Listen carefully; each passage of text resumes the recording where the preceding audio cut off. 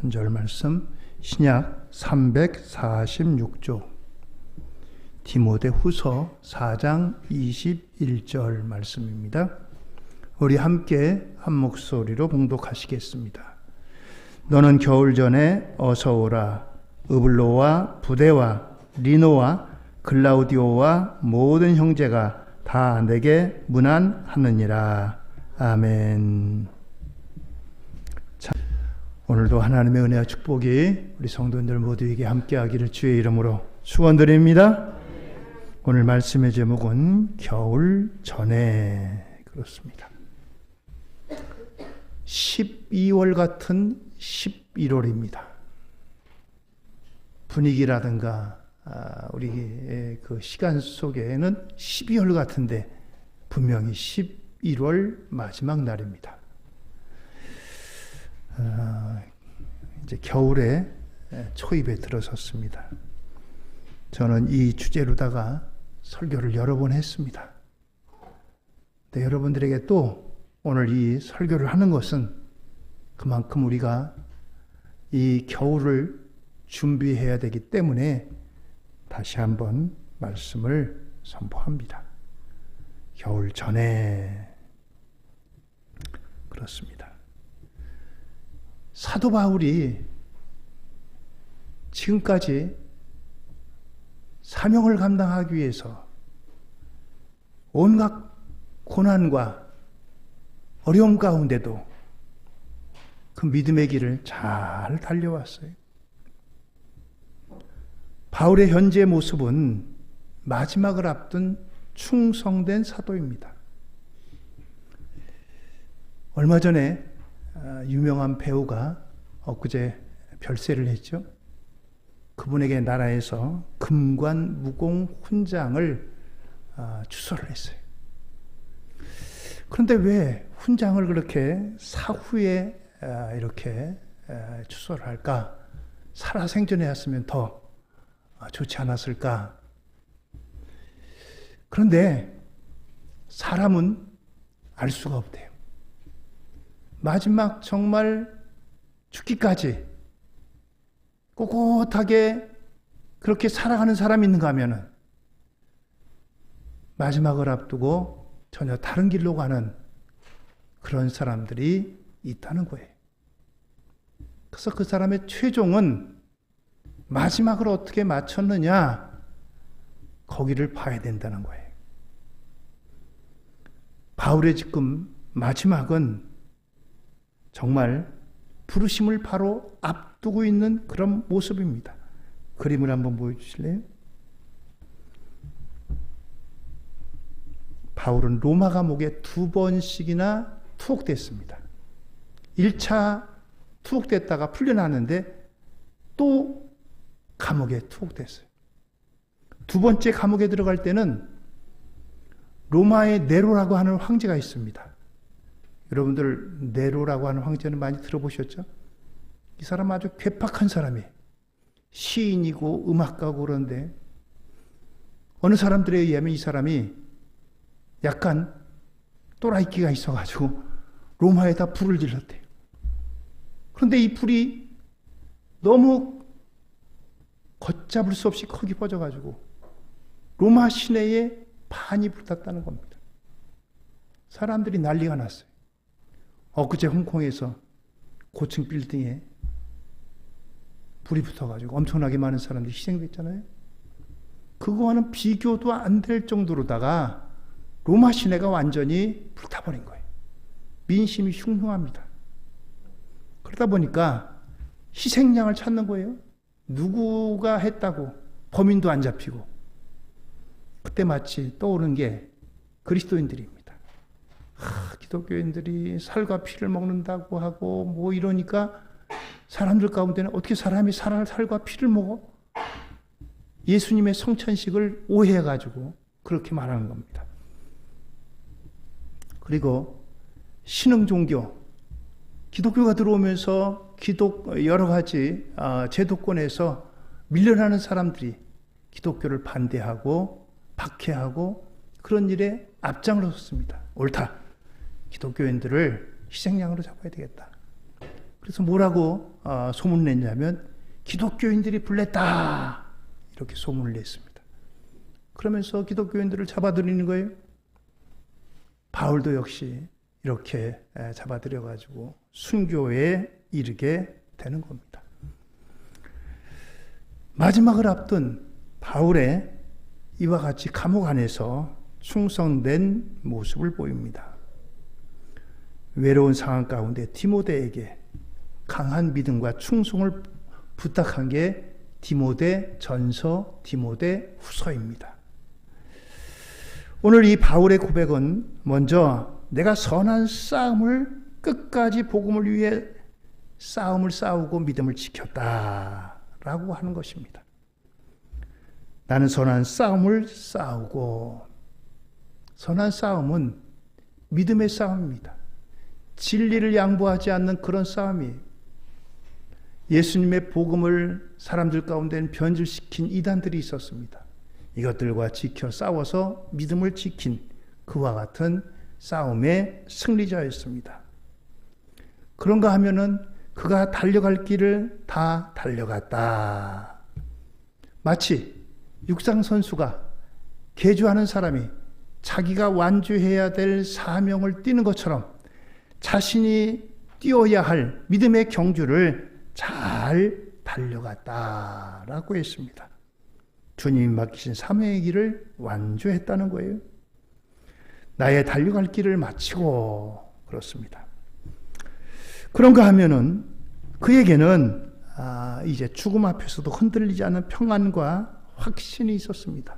그러면서 나에게는 주의 이제 의의 면류관이 예비되었다. 고대 올림픽에는 지금처럼 뭐 금메달을 걸어주는 게 아니라 머리에다 면류관을 씌워주는 겁니다. 월계수로 만든 승자에게 씌워주는 최고의 영예예요.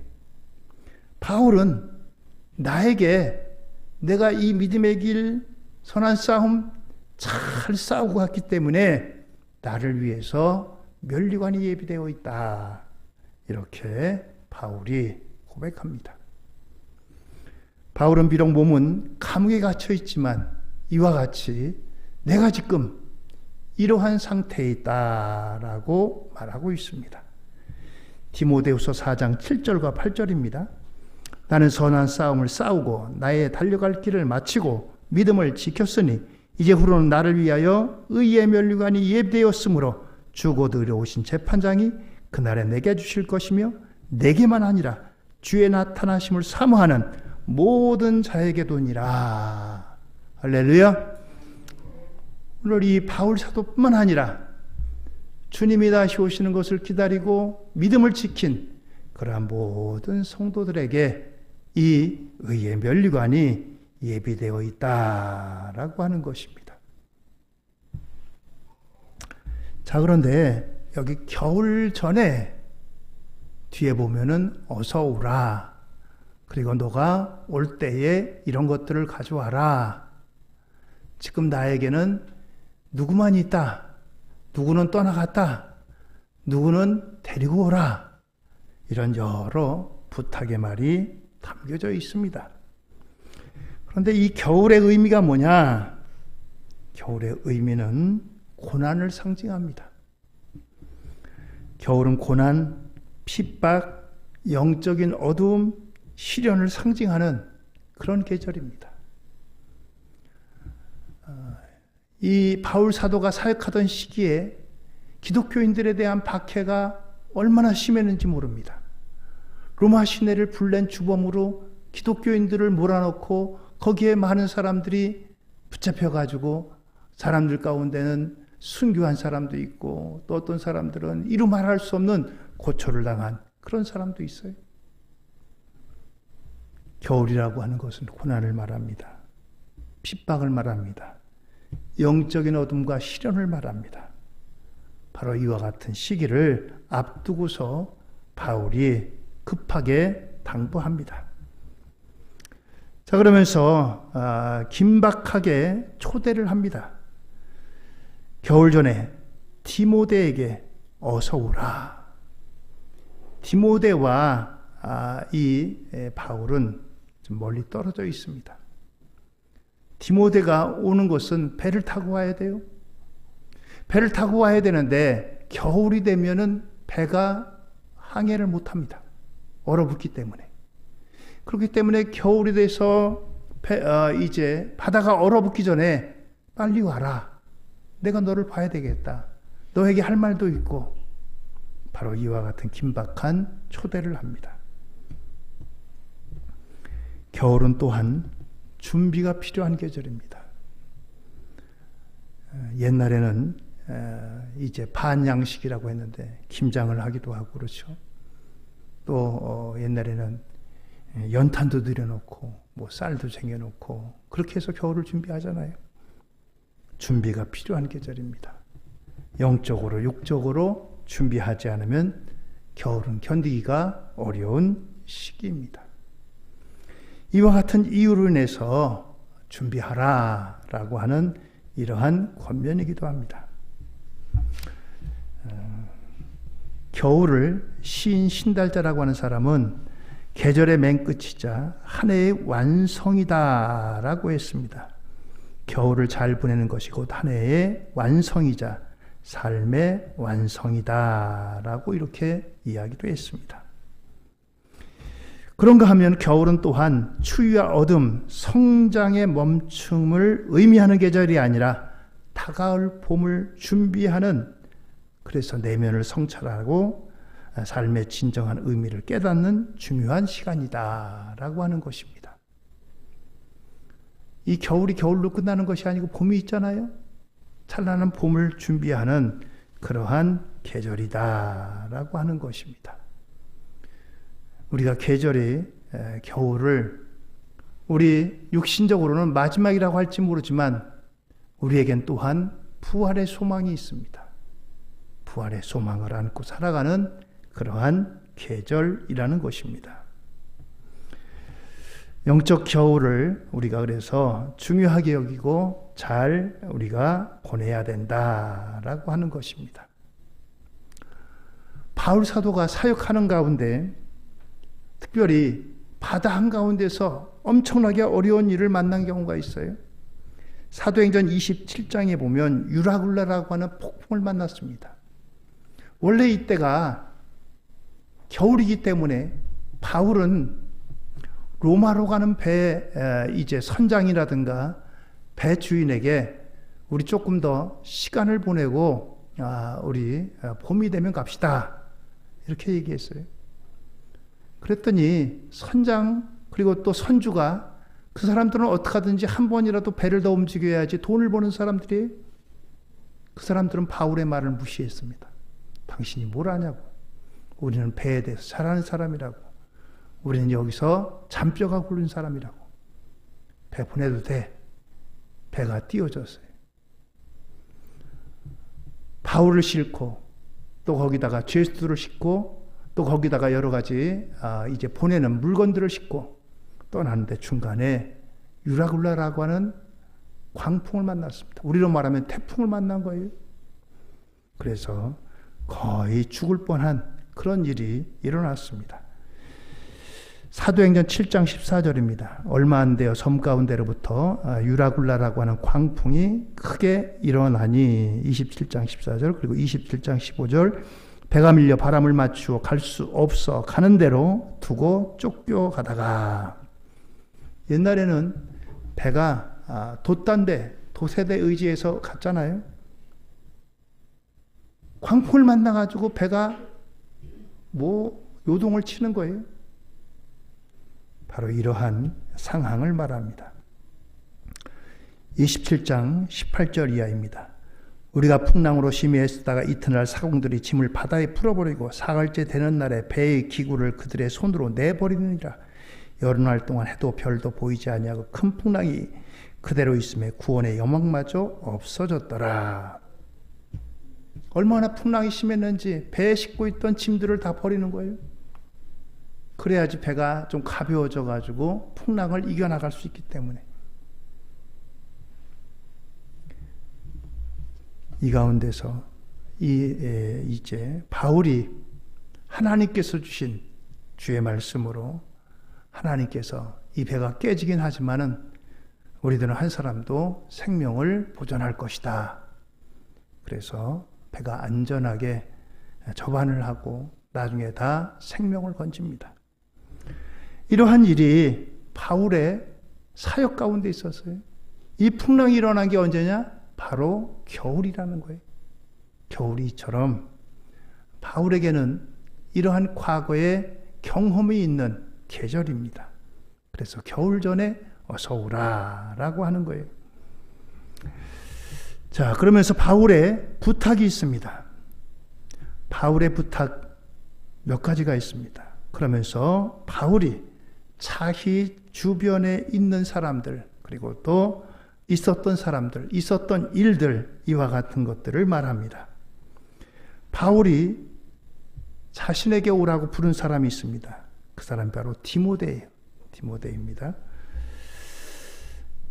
디모데후서 4장 9절, 너는 어서 속히 내게로 오라. 디모데에게 하는 말입니다. 그런데 바울이 부르는 사람이 있는가 하면 바울을 떠난 사람이 있습니다. 데마 그레스게 디도. 데마 그레스게 디도는 번영의 복음과 영광의 복음에 심취한 사람들입니다. 번영의 복음은 뭐냐? 예수 믿으면 잘 산대. 예수 믿으면 성공한대. 예수 믿으면 자녀들이 잘 된대. 이게 번영의 복음이에요. 이게 맞습니까? 틀립니까? 맞는 것 같아요? 틀린 것 같아요? 아멘인 것 같아요? 노멘인 것 같아요? 반은 맞고 반은 틀려. 예? 전부 다 이렇게 번영하는 것이 일괄적으로 누구든지 예수 믿으면 요만한 기업 하던 사람이 이만해지고, 요만한 사람이 이렇게 커지고, 요만한 집 같은 사람이 이만큼 커지고, 이건 아닌 거예요. 번영의 복음에 성취되어 있어요. 근데 그래서 바울을 잘 옆에서 도왔어요.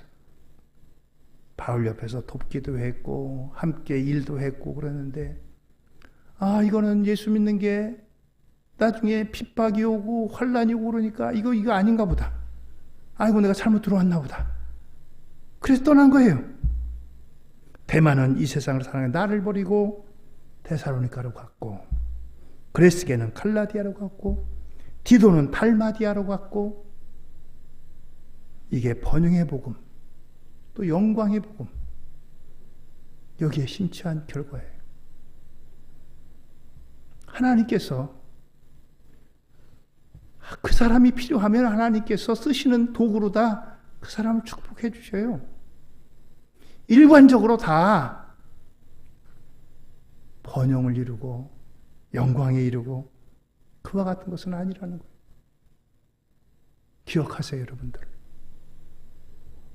하나님께서 그 사람이 필요하고 하나님의 복음에 필요할 때 하나님께서 축복하시고 하나님께서 세워주시는 거예요. 데마, 그레스게, 디도. 성경에 디도서가 있잖아요. 이 디도에 대해서는 성경을 기록한 사람, 이 바울의 제자인데 중간에 도망갔다 하는 사람이 있고, 아니다, 다른 디도다, 동명이인이다. 그거에 대해서는 아직까지도 분분명해. 어떤 누군지. 폴스 가스펠, 번영의 복음, 잘못된 복음, 여기에 심취했기 때문이다 라고 하는 겁니다. 그런가 하면 바울 곁을 지킨 사람이 있어요. 의사 누가입니다. 누가복음을 기록했고 사도행전을 기록한 사람, 의리 있는 사람입니다. 의리 있는 사람이. 바울이 건강이 안 좋습니다. 그렇기 때문에 돌보아줘야 돼요. 그리고 바울의 사역을 기록할 사람이 필요합니다. 그런데 그는 곁을 잘 지킨 사람이에요. 흔히 의리를 이야기하잖아요. 어떤 탤런트 나와가지고 의리 해가지고 그것 가지고 뭐 하여튼 많이 우려먹는데 의리가 있어야 됩니다. 의리 얘기하면 어떤 사람들은 조폭 세계를 얘기. 조폭이 참 좋지 않잖아요. 근데 그 사람들은 의리 하나는 끝내준대요. 만약에 누가 어떤 일을 하다가 붙잡혀가지고 교도소 가면 남은 식구들을 책임지고 그 사람을 돌봐줍니다. 그리고 또 이제 의리를 끝까지 지키고. 성경에 보면 다윗과 사울 왕의 아들 요나단의 의리가 나옵니다. 우정이자 의리죠. 아버지가 사울이고 그 아들이 요나단입니다. 아버지 다음에는 요나단이 왕위를 물려받아요. 그런데 이 요나단이 아무리 보니까 요나단이 이건 내가 왕위를 받을 것 같지 않아. 저 다윗이 받을 것 같아. 다윗은 지금 아버지가 죽이려고 눈에 불을 켜고 쫓는 사람이에요. 요나단 입장에서 보면은 원수 같고 저 친구가 없어야지 내가 왕위를 확실하게 물려받고 내가 그 자리를 차지할 수 있는데 요나단이 다윗에게 다윗아 너는 아버지의 뒤를 이어서 왕이 될 사람이다. 그렇게 얘기합니다. 그러면서 네가 왕이 되면은 나와 내 후손들을 돌봐달라 부탁을 합니다. 하나님께서 사울 왕의 뒤를 이어서 다윗이 왕이 오릅니다. 왕이 오른 이 다윗이 사울의 가문이 다 몰락을 하고 다 사람들이 손가락질하고 저거 나쁜 사람이라고 저 가문은 나쁜 가문이라고 저 가문 완전히 멸망시켜야 된다고 다시 또 언제 그 사울의 후손이 일어나서 구테타를 꾸밀지 모르니까 없애야 된다고 하지만 다윗은 끝까지 지켜줍니다. 요나단과의 약속이 있기 때문에 그렇습니다. 신앙의 세계에도 의리가 있어야 됩니다. 누가는 역사가이자 의사로서 감옥에 갇혀있는 바울의 곁을 지킨 의리 있는 하나님의 사람입니다. 그렇습니다. 이처럼 오늘 이 바울 곁에는 데리고 와야 될 사람, 또 곁에서 보호하는 사람, 바울 버리고 중간에 떠난 사람, 이런 여러 사람, 여러 종류의 사람들이 있습니다. 그러면서 바울이 부탁합니다. 마가를 데려오라. 마가를 데려오라. 마가는 어떤 사람이냐면은 베드로의 수행 비서입니다. 그리고 제일 처음 바울과 함께 1차 전도 여행을 떠났던 바나바의 조카이기도 해요. 그래서 1차 선교 사역 때 바울과 바나바가 떠날 때 이 마가를 데리고 갔습니다. 마가로 하여금 이제 뒤에서 서포트하게. 그런데 중간에 이 마가가 힘들었던지 나 집으로 돌아가겠어요? 집으로 돌아오고 말았습니다. 그러니 계획의 차질을 빚었어요. 그렇게 해서 바울과 바나바가 1차 선교 사역을 마쳤습니다. 1차 선교 사역을 마치고 2차 선교 사역을 떠나려고 하는데 바나바가 또다시 우리 마가 데리고 갑시다. 그러니까 바울이 이거 무슨 소리요? 1차 때 이 마가가 중간에 돌아서 가지고 우리가 얼마나 고생을 했는데 또 데리고 가냐고. 마가 두고 다 떠납시다. 둘이 서로 등을 졌어요. 그래서 바울은 실라와 함께 선교 사역을 떠나고 바나바는 이 마가를 데리고 떠났습니다. 그런 과거의 일들이 있어요. 바울이 마지막을 앞두고 생각해 보니까 내가 그때 마음을 좀 더 넓혀가지고 마가를 좀 데려갔으면 1차 때 그렇게 중간에 갔더라도 2차 때는 좀 사람이 성숙해졌겠지. 그런 마음의 아쉬움이 있었어요. 그래서 마가를 데리고 오라고 부르는 겁니다. 그렇습니다. 사도행전 13장 13절에 바울과 및 동행하는 사람들이 바보에서 배 타고 밤빌리아에 있는 버가에 이르니 요한은 그들에게서 떠나 예루살렘으로 돌아가고, 여기 요한은 마가를 말합니다. 마가 요한.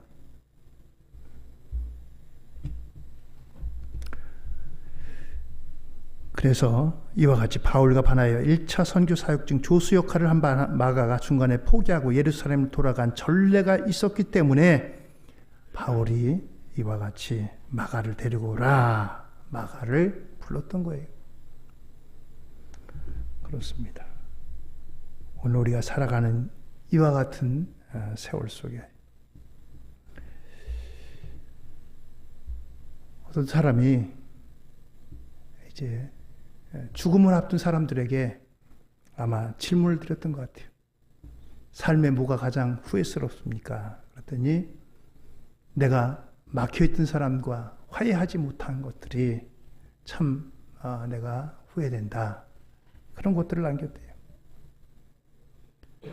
여러분들, 우리의 삶 가운데 막혀있는 사람이 없도록 겨울이 오기 전에 예물을 드리다가 형제와 싸운 일이 생각나거든. 그 앞에 가서 먼저 화해하고 나한테 예물을 드려라.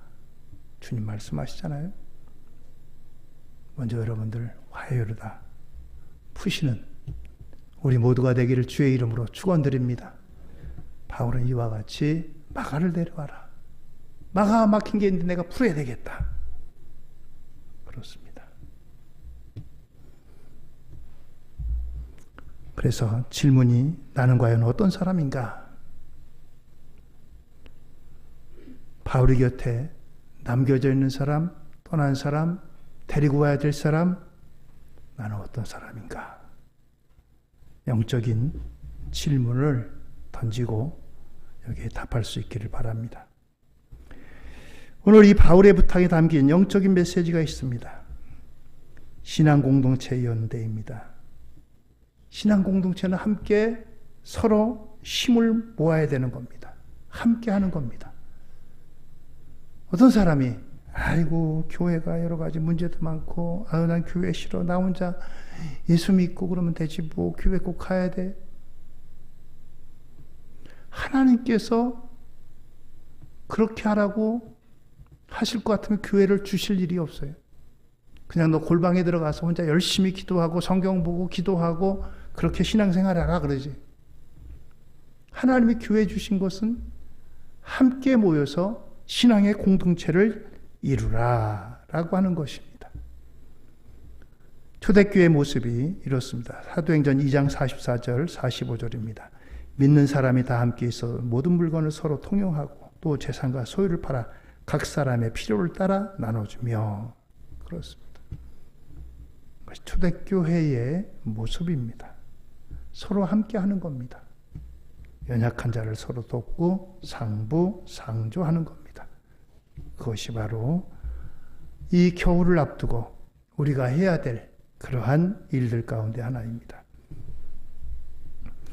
그래서 어려운 시기, 어려운 당한 성도를 위해서 서로 중보하며 서로 격려하며 위로하고 함께함이 필요한 겁니다.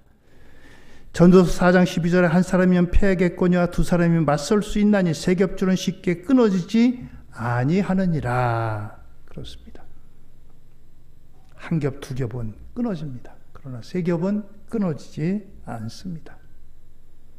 그래서 서로가 서로를 돌보는 겁니다. 줄다리기도 서로 힘을 모아야 돼요.